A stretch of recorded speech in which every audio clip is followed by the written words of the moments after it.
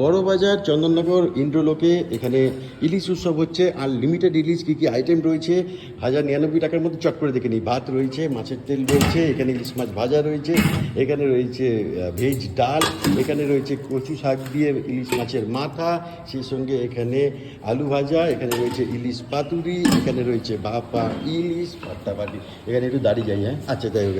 এখানে রয়েছে বেগুন ইলিশ, এইখানে রয়েছে বাসন্তী পোলাও সুপার, এখানে রয়েছে মটন কষা, এখানে একটু দাঁড়াতে হবে, সময় নেই চলো।